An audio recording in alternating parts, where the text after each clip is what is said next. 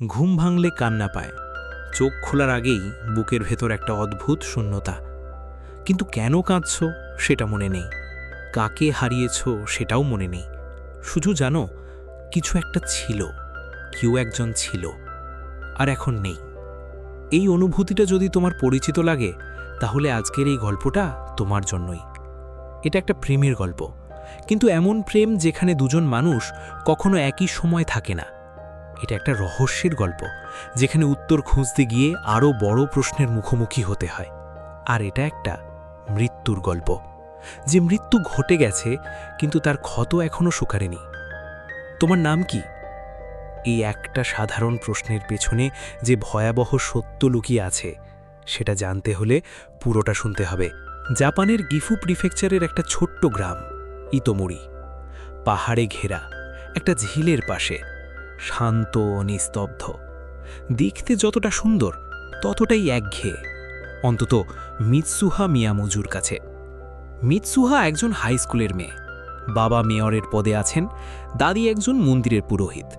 মিৎসুহার ছোট বোন ইয়োৎসুহা ছটফটে সরল, কিন্তু মিৎসুহার নিজের মন পড়ে আছে অনেক দূরে।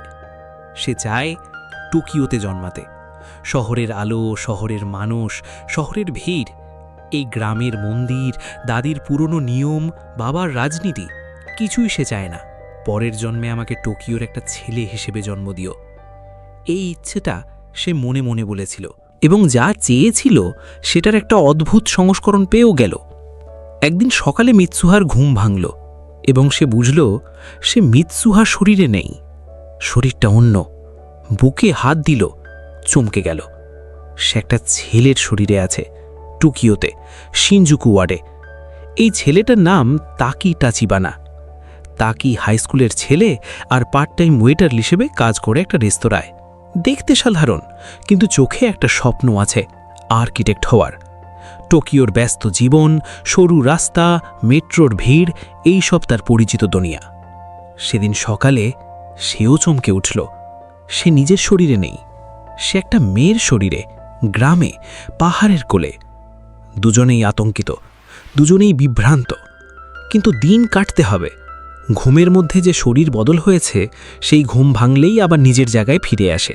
একদিন নয়, দুদিন নয়, এই শরীর বদলের ঘটনা বারবার হতে থাকল। এবার দুজনে মানিয়ে নিতে শুরু করল। নিয়ম তৈরি হলো।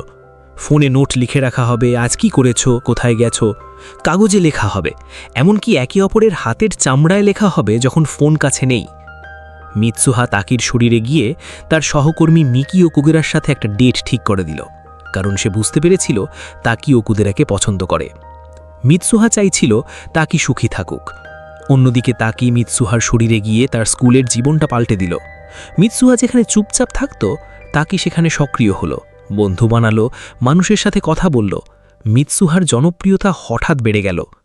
দুজনে একে অপরের জীবন বাঁচাতে লাগল। কিন্তু এই অদ্ভুত সম্পর্কের মধ্যে কখন যে অনুভূতি জন্ম নিল, সেটা দুজনের কেউ বুঝতে পারল না।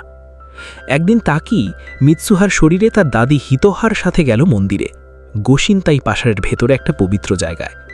সেখানে একটা অদ্ভুত নৈবেদ্য দেওয়া হলো, কুচি কামি যাকে। মিৎসুহার নিজের মুখে চেবানো চাল থেকে তৈরি একটা পানীয়। এটা সে আগেই তৈরি করে রেখেছিল একটা ছোট্ট পাত্রে। হিতোহা বললেন, ঈশ্বর শুধু স্থানের নয়, সময়েরও মালিক, আর মানুষের মধ্যে যে সংযোগ, সেটাও তার হাতে। তাকিয়ে এই কথাটা শুনল, কিন্তু তখন বুঝল না কেন এটা এত গুরুত্বপূর্ণ। সেদিন রাতে মিৎসুহা একটা কথা বলল, ধূমকেতু আসছে, 279 পি টিয়ামাত। শরৎ উৎসবের দিন ঠিক পৃথিবীর সবচেয়ে কাছে আসবে, পুরো আকাশ আলো হয়ে যাবে। পরদিন তাকি নিজের শরীরে ফিরে ওকুদেরার সাথে ডেটে গেল। দিনটা ভালোই কাটল, ওকুদেরা উপভোগ করল। কিন্তু সে বুঝতে পারল তাকির মন অন্যখানে, তার চোখে একটা অজানা মানুষের ছায়া। ডেট শেষে তাকি ফোন তুলল মিৎসুহাকে কল করতে। তার নাম্বার সেভ আছে ফোনে, কিন্তু ফোন গেল না। আবার চেষ্টা করল, গেল না। এবং সেই দিন থেকে আর শরীর বদল হলো না। হঠাৎ করেই থেমে গেল।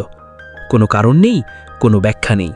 শুধু তাকির বুকের ভেতর একটা ফাঁকা জায়গা তৈরি হলো, যেটা সে বুঝতে পারছে কিন্তু নাম দিতে পারছে না। তাকি বসে রইল না, সে তার বন্ধু ওকুদেরা আর সহপাঠী সুকাসা ফুজির সাথে বেরোল হিরার দিকে মিৎসুহার গ্রাম খুঁজতে। সমস্যা হলো তাকি জানে না গ্রামের নাম কি। সে শুধু মনে রাখতে পেরেছিল দৃশ্যগুলো, পাহাড়, ঝিল, মন্দির। সে স্মৃতি থেকে ছবি আঁকল। টাকায় আমার একটা রামেন শপের মালিক সেই ছবি দেখেই চিনলেন, এটা তো ইতোমরি। তিনি তাদের নিয়ে গেলেন, কিন্তু যা দেখল তাকি, তার পায়ের নিচ থেকে মাটি সরে গেল। ইতোমরি নেই, মানে ছিল, কিন্তু এখন শুধু ধ্বংসাস্তূপ। পুরো গ্রামটা একটা বিশাল গর্তে পরিণত হয়েছে। পাহাড়ের ঢালে, ঝিলের কাছে সব পুড়ে গেছে, ভেঙে গেছে, মিলিয়ে গেছে। ধূমকেতু তিয়ামাত 2013 সালে পৃথিবীর কাছে আসার সময় একটা খণ্ড ভেঙে পড়েছিল ডিরেক্টলি ইতোমরির উপর।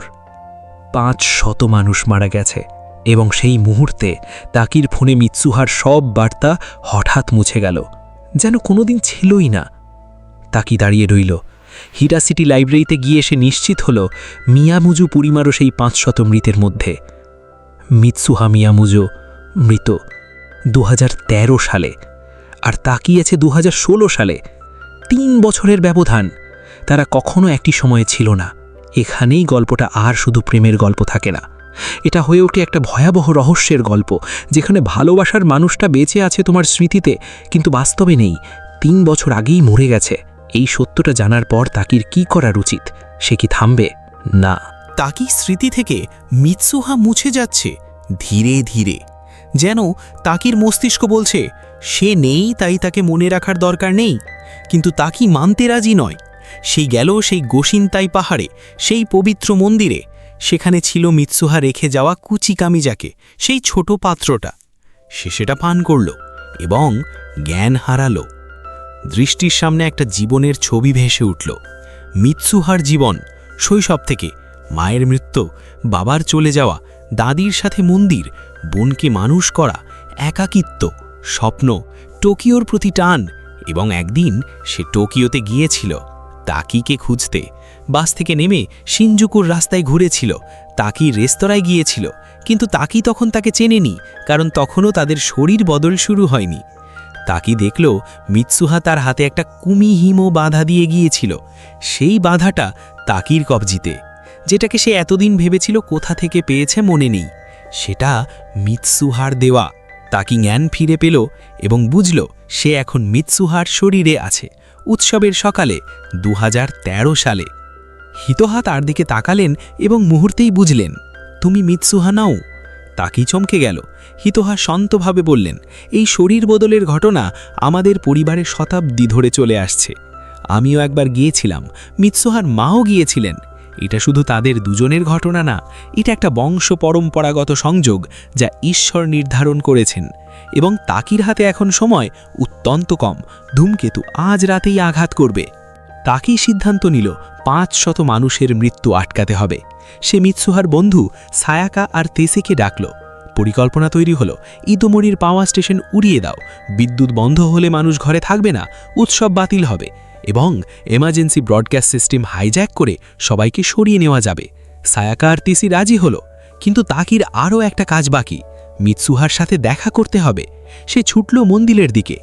এখানে গল্পটা একটা অলৌকিক মোড় নিল। গোশিনতাই পাহাড়ে কাটাবারেতে সন্ধ্যের সেই বিশেষ মুহূর্তে, যখন আলো আর অন্ধকার মিলে যায়, দুটো ভিন্ন সময় একসাথে এসে দাঁড়ায়। তাকি সেখানে গেল, মিৎসুহাও সেখানে গেল, নিজের সময় থেকে, এবং তারা দেখা পেল, সত্যিকারের দেখা, প্রথমবারের মতো। দুজনে দাঁড়িয়ে আছে, কথা বলতে পারছে না, কাঁদছে, কিন্তু কেন কাঁদছে বলতে পারছে না। তাকে মিৎসুহার হাতে ফিরিয়ে দিল সেই কুমিহিমো বাঁধাটা। তারপর তারে সিদ্ধান্ত নিল একে অপরের হাতে নাম লিখবে, যাতে ভুলে না যায়। তাকে মিৎসুহার হাতে লিখতে শুরু করল, কিন্তু তখনই রাত নামতে শুরু করল। কাটাওয়ারের আলো মিলিয়ে যাচ্ছে, সময় ফুরিয়ে আসছে। মিৎসুহা তাকির হাতে লিখতে পারল না, তার আগেই দুজনে আলাগা হয়ে গেল। মিৎসুহা ফিরে এলো ইতোমরিতে। সে দৌড়ালো সোজা মেয়রের অফিসে, তার বাবার কাছে। বাবার সাথে সম্পর্ক ভালো নয়। মায়ের মৃত্যুর পর বাবা বদলে গিয়েছিলেন, রাজনীতিতে ডুবে গিয়েছিলেন, পরিবার থেকে দূরে সরে গিয়েছিলেন। মিৎসুহা বলল, বাবা, সবাইকে সরিয়ে নাও, ধূমকেতুর একটা টুকরো ইতোমরিতে পড়বে। বাবা শুনল না। সরকারি হিসেব বলছে ধূমকেতু নিরাপদ দূরত্বে থাকবে। উৎসব চলবে। মিৎসুহা হাল ছাড়ল না, বাবার চোখের দিকে তাকালো, শুধু বলল, আমি জানি এটা হবে। এবার বাবার চোখে কিছু একটা নড়ে উঠল। বছরের পর বছর দূরে থাকা মেয়ের চোখে এই নিশ্চয়তা, এটা কোথা থেকে আসছে? বাবা নির্দেশ দিলেন, সরিয়ে নাও সবাইকে। কিন্তু মিৎসুহা নিজের স্মৃতি মুছে যাচ্ছে। সে তাকির কথা ভুলে যাচ্ছে, শরীর বদলের কথা ভুলে যাচ্ছে, শুধু হাতের দিকে তাকালো। তাকি তার হাতে লিখেছিল, কিন্তু নাম লিখেনি, লিখেছে, আমি তোমাকে ভালোবাসি। ধূমকেতুর টুকরো আছড়ে পড়ল ইতোমরিতে। আগুন, বিস্ফোরণ, ধ্বংস, কিন্তু মানুষজন সরে গিয়েছিল। 500 মৃত্যু আর হল না। ইতিহাস বদলে গেল। তাকে ফিরে এলো নিজের সময়ে, 2016। কিন্তু সব মনে নেই, মিৎসুহার কথা মনে নেই, শুধু বুকের ভেতর একটা অদ্ভুত খালি জায়গা। সে ড্রয়িং করে, শহরের স্কেচ, মন্দিরের ছবি, কিন্তু কেন করছে জানে না। একটা ফাঁকা জীবন, একটা অজানা শোক। আজ এপ্রিল 2022 সকালবেলা, মেট্রো স্টেশন। তাকেই ট্রেনে উঠল, পাশের ট্র্যাকে আরেকটা ট্রেন, এবং সেই ট্রেনের জানালায় একটা মেয়ের মুখ। তাকে থমকে গেল। ওই মুখ, ওই চোখ, সে চেনে এই মুখ। কোথায় দেখেছে মনে নেই, কিন্তু চেনে। মেয়েটাও দেখল তাকিকে, তার মুখেও একই ভাব, চেনা অথচ অচেনা। দুটো ট্রেন আলাদা দিকে চলে গেল। তাকি প্ল্যাটফর্মে নামলো, দৌড়ালো। মেয়েটাও নামলো, দৌড়ালো। শহরের রাস্তায় মানুষের ভিড়ে, দুজন একে অপরকে খুঁজছে, না জেনে, শুধু অনুভব করে। সুগা মন্দিরে সিঁড়িতে এসে দুজন থামল, মুখোমুখি, নিঃশব্দ। তারপর দুজন একসাথে একই মুহূর্তে বলল, তোমার নাম কি? এই ছিল তোমার নাম, কিমিনো ওয়া। একটা প্রেমের গল্প যেখানে দুজন মানুষ একই সময়ে কখনো থাকেনি। একটা রহস্যের গল্প যেখানে সত্যটা জানতে গেলে বুক ভেঙে যায়। আর একটা অলৌকিক গল্প যেখানে ঈশ্বর সময়কে বাঁকিয়ে দুটো মানুষকে একসাথে আনেন। মিৎসুহা আর তাকির গল্প আমাদের মনে করিয়ে দেয়, কখনো কখনো সেই মানুষটার কথা মনে পড়ে যার নাম জানি না, সেই মুহূর্তটার কথা মনে পড়ে যেটা হয়তো কখনো ছিলই না। হয়তো এই অনুভূতিটাই ভালোবাসার সবচেয়ে গভীর রূপ। এই মুভিটা 5 তারার মধ্যে কত পাওয়ার যোগ্য মনে করো? কমেন্টে জানাও। আর যদি এই ধরনের অ্যানিমে, থ্রিলার আর রহস্যময় গল্পের বাংলা রিক্যাপ পেতে চাও, এখনই এক্সপ্লেইনড বাই রেড চ্যানেলটা সাবস্ক্রাইব করো আর বেল আইকন চেপে দাও।